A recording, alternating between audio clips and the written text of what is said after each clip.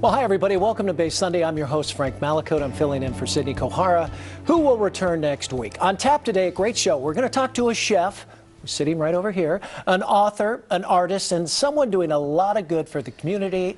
And don't forget, you can follow us on Facebook, Twitter, and on our YouTube pages. We got a live studio audience.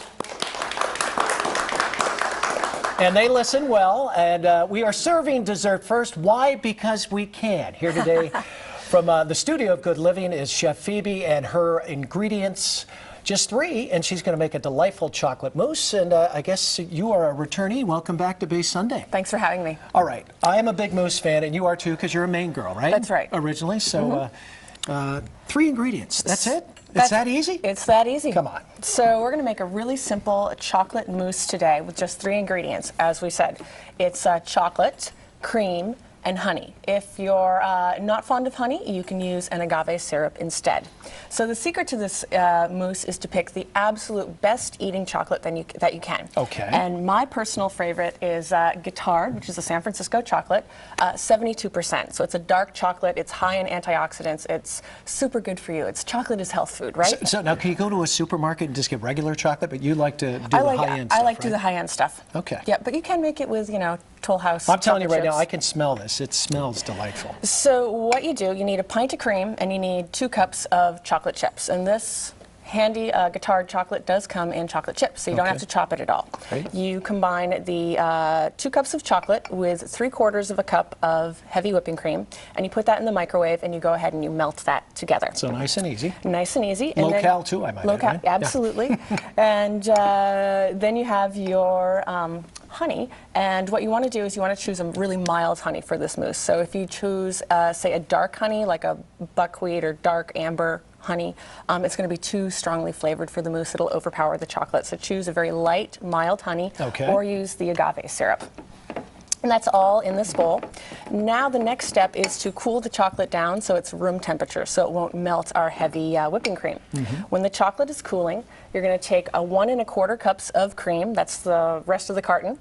Just pour it in a bowl, whip that up, and here we have our stiffly whipped heavy cream. We're going to add this to our chocolate mousse, just like that. Looks good, doesn't it? It does. It smells even better, let me tell you. And while you're doing this, why don't you tell us where you get your passion for all this? Why are you a cook? You grew up in Maine? I grew up in Maine. I love to cook. It is the only thing I have ever done. I've been cooking since I was 8 years old. I dropped out of college and went to the Cordon Bleu in Paris when I was 19. I have the Grand Diplôme. And I worked in restaurants. I then went back to school. So it's like I've got a master's in cooking. I went to the Culinary Institute of America in Hyde Park, New York. And it makes people happy. It makes people happy. Food is just the best. Food is sustenance. Food is and dessert's nurturing. Even better. Dessert is better. So you're just going to fold the heavy cream into your melted chocolate, just like this. And the name mousse, is that French? It is French. Yeah, and traditional mousses are much more difficult to make. They have egg yolks in them, and they're much more time-consuming.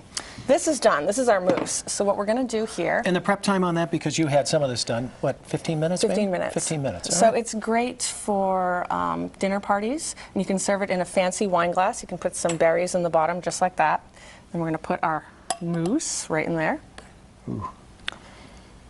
And tell our viewers, some people see a recipe book and they just kind of shy away from it. Should we explore? We should explore, should we not? You should explore, absolutely. Experiment. Because I always make the same stuff. And I see a recipe book, we've got dozens of them at our house. I never pick them up.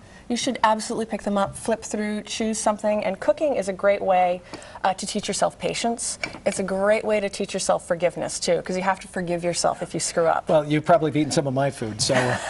So this is it. So we have our chocolate mousse. We've garnished it with some fresh raspberries. So you get the antioxidants from the chocolate and from the raspberries. And I'll let you go ahead and taste it. Well, let's take a little sip there.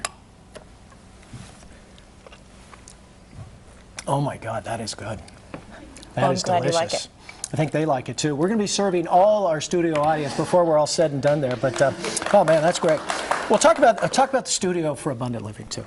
The studio of Good Living we're building a culinary wellness center. So I want everybody to learn how to cook and learn how to nurture and nourish themselves. As I mentioned, cooking is a great way to teach yourself patience. It's a great way to just relax into the moment and really use all 5 of your senses, so smell, taste, touch, sight.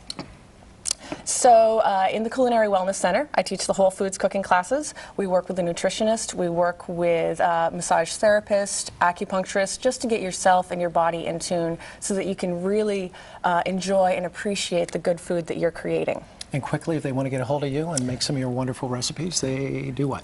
They go to studioofgoodliving.com, and I teach weekly cooking classes out of my home. They're small, hands-on classes.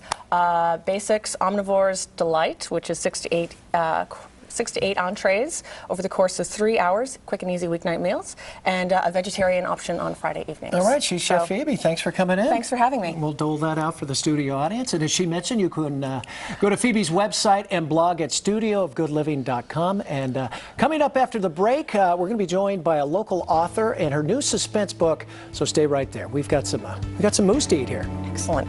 Looks great.